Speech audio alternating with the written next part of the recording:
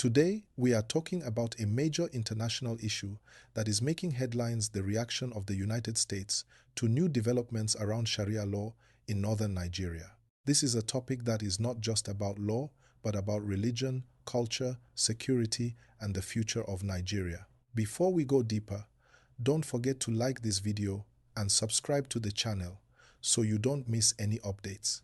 Hit that notification bell too. It really helps us bring more important stories to you. Recently, at a session in the United States Congress, lawmakers discussed the enforcement of Sharia criminal law in northern Nigeria and the activities of the Hisbah Corps. These are groups responsible for ensuring religious laws are followed in several northern states.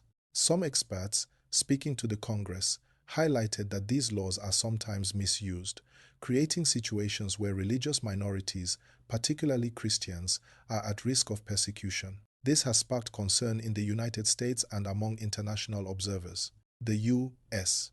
lawmakers are suggesting that the Nigerian government should take steps to reform the system. They want changes that could make Sharia criminal laws in these northern states unconstitutional and possibly disband the Hisbah enforcement groups. They argue that extremist groups, including Boko Haram and ISWAP, exploit certain aspects of religious enforcement to carry out violence and forced conversions. This is a serious concern because it touches on human rights, security, and the rule of law. But it is important to understand that this is not a simple situation. Many people in Nigeria, particularly in the northern states, feel that Sharia law is a part of their cultural and religious identity. A coalition of Islamic organizations recently rejected what they call external pressure from the U.S. They believe that decisions about Sharia law should remain within Nigeria and be determined by the country's own democratic processes. They emphasize that Sharia is meant only for Muslims and does not force non-Muslims to follow it. This means that while the U.S. is advocating for reforms, many Nigerians see it as interference in national sovereignty. They argue that any attempt to change the system from outside could lead to division and unrest.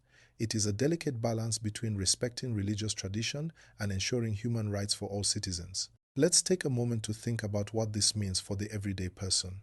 Religious identity is very important in Nigeria. For many, Sharia law is not just legal, it is a guide for life and faith.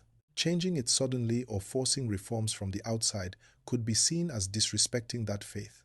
On the other hand, there is a genuine concern about security and the protection of vulnerable groups. Extremist violence, particularly from groups like Boko Haram, has been linked in some reports to misuse of religious enforcement systems. So, the discussion is really about finding balance. How can Nigeria maintain its religious traditions while also protecting everyone's rights and ensuring security? That is a question that both Nigerians and the international community are thinking about. It is also worth noting that northern elders, Islamic clerics, and cultural leaders have made it clear that any foreign dictate on this matter is unacceptable. They emphasize that Nigeria's laws, culture, and religious practices should be determined internally. Many fear that outside pressure could create tension, not solutions. Now, as we look ahead, there are several possible outcomes. Nigeria could resist external pressure completely, keeping Sharia and Hisbah as they are. Some states might make limited reforms to address human rights concerns while maintaining religious principles. Alternatively, tensions could rise if either side pushes too hard. This could result in protests or increased mistrust between communities. Another possibility is focusing on security, separating extremist actions from religious law, which would require strong governance, dialogue, and trust building. While all this is happening, it is important for viewers like you to reflect. Is it right for a foreign country to push for changes in Nigeria's internal legal and religious systems? Can Sharia coexist with modern democratic principles, protecting both religious freedom and the rights of all citizens? What is the role of poverty, inequality, and governance in the rise of extremist violence?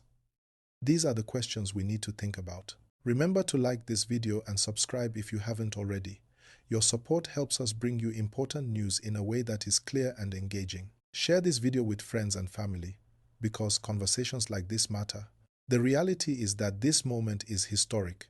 Never before has there been such intense international focus on Sharia law in Nigeria. It touches religion, politics, human rights, and international diplomacy all at once. Any change, if it happens, must come from within Nigeria to be sustainable and accepted by the people. Outside pressure may bring attention, but long-term solutions depend on dialogue, understanding, and consensus among Nigerians themselves. Sharia law or not, the priority should always be justice, equality, and protection for all citizens. That is the foundation for peace, security, and national development. Nigeria's future depends on finding a system that respects faith, ensures human rights, and keeps the country united. This is not just a story for the newspapers. It affects real people every day: families, communities, religious groups, and the future of the country. How Nigeria navigates this issue will have consequences for security, international relations, and social harmony. Before we continue, make sure you hit that like button if you are finding this story important, and subscribe if you haven't. It helps the channel and keeps you updated with real-time discussions like this. Now, let me continue with the next part of the story, diving into what the U.S. reaction means for Nigeria's security and international reputation. The U.S. reaction to Sharia developments in northern Nigeria has sent ripples across diplomatic channels. American lawmakers are not only concerned about human rights, they are also looking at how insecurity in Nigeria affects the region. Groups like Boko Haram and ISWAP have caused loss of life, displacement, and instability for years. The concern is that if religious enforcement structures are misused, it could create an environment where extremist groups operate with little resistance. However, it's important to understand the Nigerian perspective too. Many citizens and leaders argue that external pressure alone cannot fix security issues. They believe real solutions must come from Nigerian policies, local governance, and cooperation between communities. Security is linked not only to law but also to social and economic development. When communities are neglected, poverty rises, and young people feel excluded, it creates space for extremism to grow. So, this is not just about Sharia law, it's about how the country protects its people while respecting traditions. That balance is very difficult to achieve, especially when international attention adds pressure. Nigeria must show that it can handle internal matters responsibly, while also addressing concerns raised globally. Another dimension of this issue is the question of religious tolerance. Nigeria is home to a rich mix of religions and ethnicities. The north is predominantly Muslim, while the south has large Christian populations. When Sharia law is discussed internationally, there is often concern about how it affects non-Muslims. Some U.S. lawmakers have highlighted cases where Christians have faced challenges under religious enforcement systems. At the same time, northern leaders emphasize that Sharia is intended for Muslims only and does not target others. For viewers, this is a chance to reflect on coexistence. How do we respect religious laws and cultural practices while ensuring that all citizens are safe and treated fairly? This is a question that affects not only Nigeria but the whole world, because how Nigeria manages this will set an example for plural societies everywhere. The debate also raises questions about sovereignty.